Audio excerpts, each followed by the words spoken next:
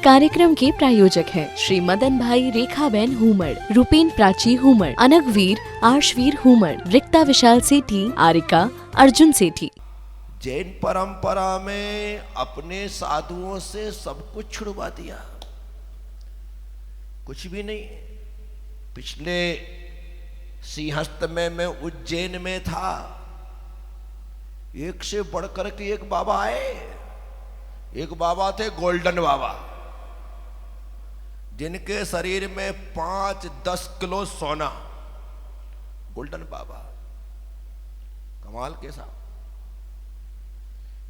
एक से एक। अब मैं किन किन के नाम लूं? ऐसे अपने यहां पर सब कुछ छुड़वा दिया। गले की चेन इसलिए छुड़वाई ताकि तू चैन से रह सके। हाथों की अंगूठियां इसलिए छुड़वाई ताकि तुम किसी के मन की अंगूठी में नग बन करके रह सको। ये जितने थे ब्रासलेट दुनिया की चीज, दीक्षा के पहले सब कुछ पहनाया मुझे, बिल्कुल दूल्हा बनाया। अंगूठी पहनाई, ब्रासलेट पहनाया, चेन पहनाई, माला पहनाई, बढ़िया शेरवानी पहनाई, साफा लगाया, कलगी लगाई, तिलक लगाया। अरे वाह साहब, बिल्कुल ऐसा। और जिस दिन दीक्षा दी एक एक करके सब उतरवा दिया कि छोड़ दे बेटा, सब छुड़वा दिया। ये तो छुड़वाए, कपड़े भी छुड़वा दिए। अब मेरे पास दिखाने के लिए वस्त्र नहीं है, आभूषण नहीं है। मेरे पास दिखाने के लिए सिर्फ चारित्र है, और वही चारित्र दुनिया देख करके कहती है, दिगंबर मुद्रा देख लो, त्याग करना। दिगंबर मुद्रा त्याग करना। वाह, ऐसा रूप आ गया, इसे कहते हैं ओरिजिनल रूप। क्या कहते हैं? एकदम शुद्ध रूप। वस्त्रों से शरीर को छिपाया जाता है, विकारों को छिपाया जाता है। आभूषणों से बदसूरत शरीर को सुंदर बनाया जाता है। लीपा पोती करके जबरदस्ती गोबर में बर्क लगाया जाता है क्या इससे ज्यादा? और कुछ नहीं। हमें ओरिजिनल रूप दे दिया। अब ये देने के बाद क्या कहा पता है? नहाना मत। क्या कहा? अरे भाई, कम से कम नहा तो लेने दो, थोड़ा साफ सुथरा हो जाएगा। तो पहली कंडीशन, कपड़े उतरवाने के बाद, आभूषण त्याग करवाने के बाद कह दिया नहाना मत। अब जो शरीर पे चढ़ने वाला मैल आदि है, यही तेरे आभूषण है। ठीक है। फिर कह दिया कि बाल बनवाना मत, अन्यथा हर दूसरे दिन शेविंग। गुरु हर दूसरे दिन लगे हैं, तो वो मना कर दिया। बाल बनवाना नहीं है, क्योंकि शरीर को सुंदरता देने के लिए सबसे महत्वपूर्ण बाल ही है। बाल बनवाना नहीं। अब बनवाना नहीं तो कहा कि लॉन्च करो। क्या करो? लॉन्च करने में कहीं के उखड़ते हैं, कहीं के टूटते हैं। तुम शरीर को सुंदरता प्रदान ना कर सको। यदि छुरा भी चलवाते तो एक चीज चकाचक खोपड़ी होती, वो भी नहीं चलवाने दिया, उखड़वाया। लॉन्चो, केस लॉन्च कहा। क्या कहा? कहीं उखड़ रहे पूरे, कहीं अधूरे, कहीं काले, कहीं कुछ हो रहा है, ऐसा किया। शरीर के श्रृंगार से पूरी तरह से मुक्त कर दिया, और ऐसी मुद्रा दी। और भगवान ने कहा बेटा, तू भगवान बनना चाहता है तो यही मेरी मुद्रा है, इसे स्वीकार कर। इसे स्वीकार करके ही तो उस अवस्था तक पहुंचेगा। सरल स्वभावी होए, बाहर तो ये सब कुछ किया ही, भीतर की भी व्यवस्था कर दे कि अपने मन को सरल बना। क्रोध से, मान से, माया से, लोभ से दूर हो जा, एकदम सरल होना। बाहर से झुकना एक बात है और भीतर से झुकना अलग बात है। बाहर से तो कई बार हम जबरदस्ती हाथ जोड़ लेते हैं, भीतर तो लगता है कि बस क्या बताऊं, अभी तो जोड़ रहा हूं लेकिन हाथ पांव ना तोड़ दूं तो मेरा नाम नहीं। क्या हो गया? इसलिए भगवान ने कहा भीतर से सरल बनना है।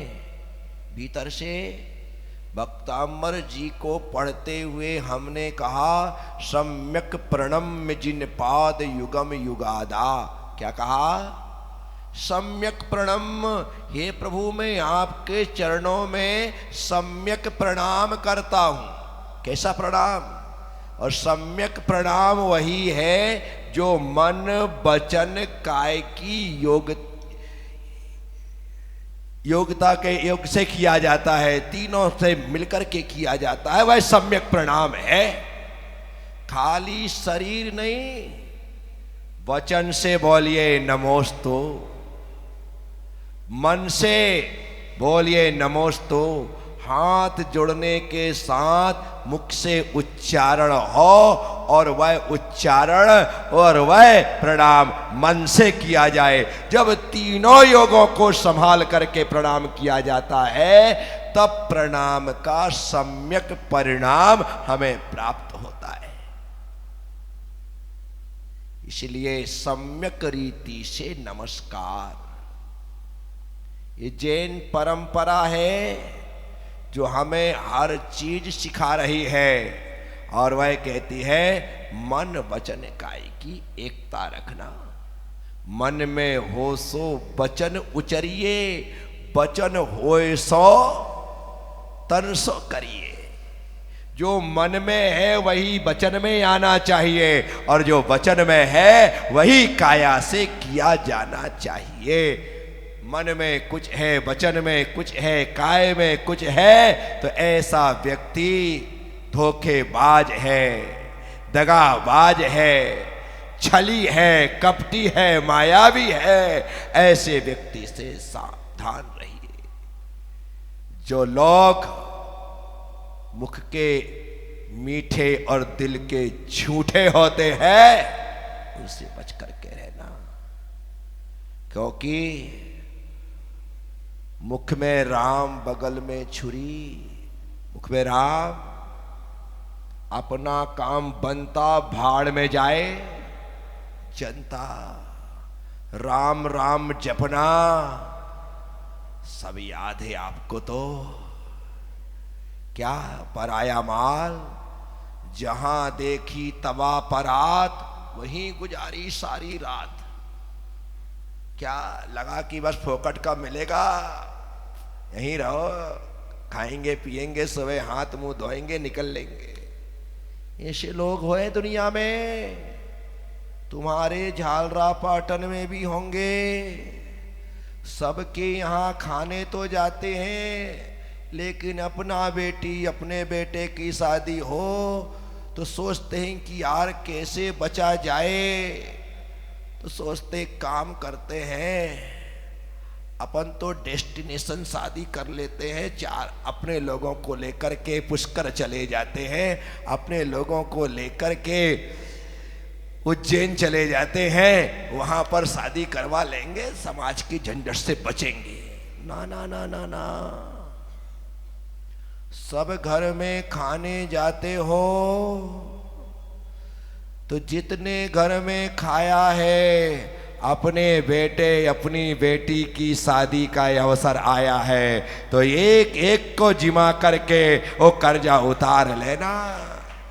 ये कर्जा उतार, अन्यथा तुम निकल गए नहीं, डेस्टिनेशन करो, कोई मनाही नहीं है। अपने पक्के यार दोस्तों को ले जाओ, कोई मनाही नहीं है। लेकिन यहाँ पर आने के बाद एक रिसेप्शन जरूर दे देना, अन्यथा लोग कहेंगे बड़ा कंजूस मक्खी चूस है, हमारे यहाँ खाने तो आता है लेकिन खुद की बारी आई तो।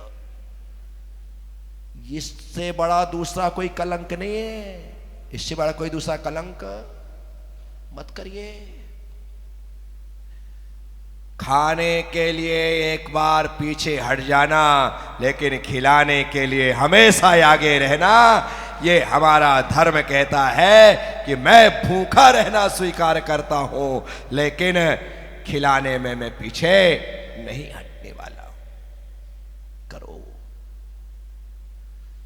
तो इसलिए ये जो कहावतें बनी है ना, ये समझाने के लिए बनी है, कहीं ऐसा ना हो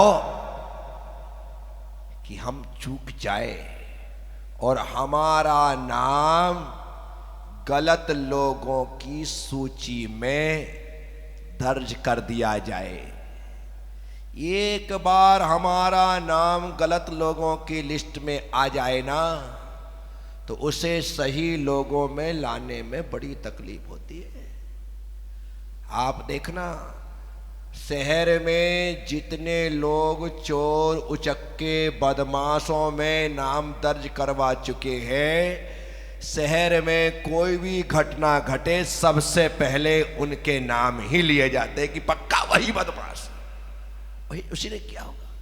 क्या हुआ? एक दिन स्कूल में एक निरीक्षक ने कहा कि मैं निरीक्षण करने आया हूं, मैं आज बच्चों से कुछ प्रश्न पूछूंगा। टीचर ने कहा हाँ पूछो, मेरे स्कूल के बच्चे, मेरी क्लास के बच्चे तो इतने इंटेलिजेंट हैं, आप यहां पर प्रश्न पूछेंगे वहां जवाब दे देंगे। हाँ बताओ बच्चों, शिव का धनुष किसने तोड़ा? शिव का धनुष किसने तोड़ा? सारी क्लास में सन्नाटा। सब बच्चों ने कहा कि सर हमने तो नहीं तोड़ा, हमने तोड़े नहीं। एक बच्चा उस क्लास में बदमाश था। सभी बच्चों ने कहा कि सर इसने तोड़ा होगा, बहुत बदमाश, सारी तोड़ फोड़, एक बार इसने तो कुर्सी तोड़ दी थी, एक बार इसने ऐसा बल्ब फोड़ तोड़ दिया था, यही बदमाश है, इसी ने तोड़ा होगा। जब बच्चे बोल रहे थे तो स्कूल के टीचर ने कहा कि हाँ सर, यही हमारे कक्षा में सबसे बदमाश, एक बार तो इसने मेरा चश्मा तक तोड़ दिया, शिव का धनुष भी इसने तोड़ा होगा। अब तो निरीक्षक का दिमाग खराब, बच्चे कह रहे हमने नहीं तोड़ा, इसने तोड़ा होगा, टीचर कह रहा कि हाँ इसने तोड़ा होगा। अब स्कूल का क्या रिजल्ट होगा?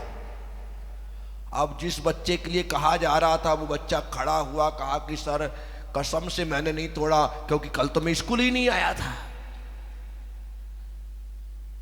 ये तो सिर्फ एक मजाक है।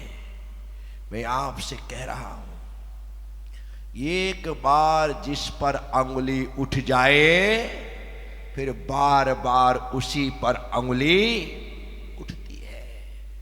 इसलिए जीवन में कुछ करना मत करना, अपनी इमेज बना करके रखना। अपनी एक बार इमेज बिगड़ गई ना, गया, सब कुछ चौपट हो गया।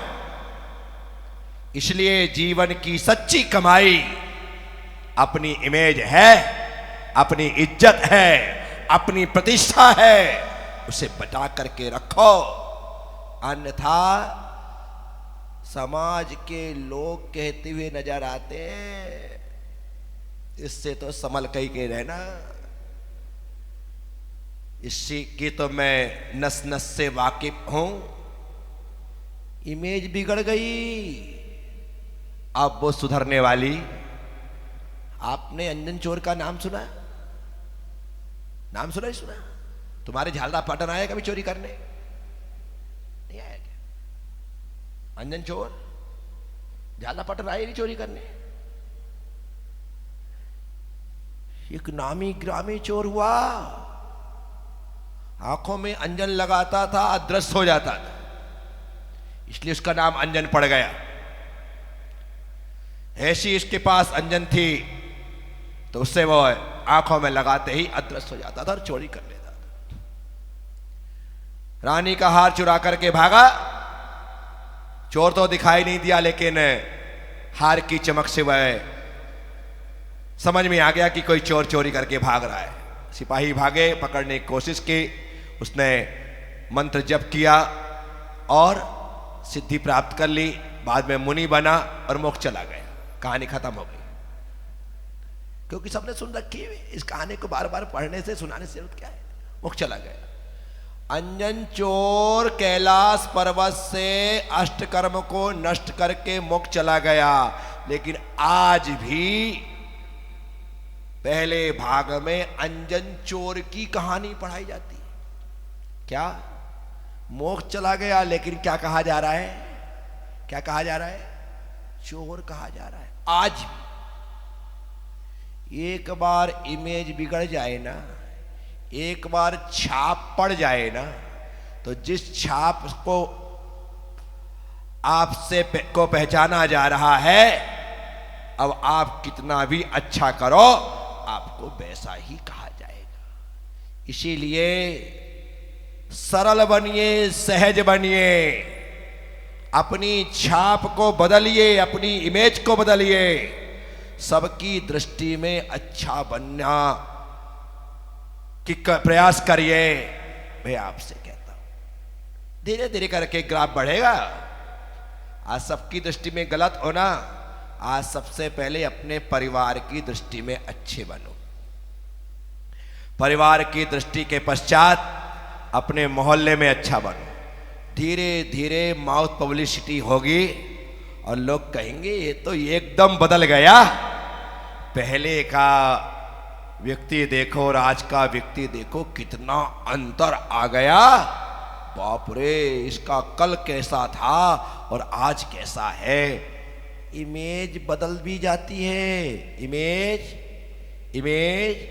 लेकिन उसे सरल स्वभावी होए, सरल स्वभावी बन करके ही बदला जा सकता है।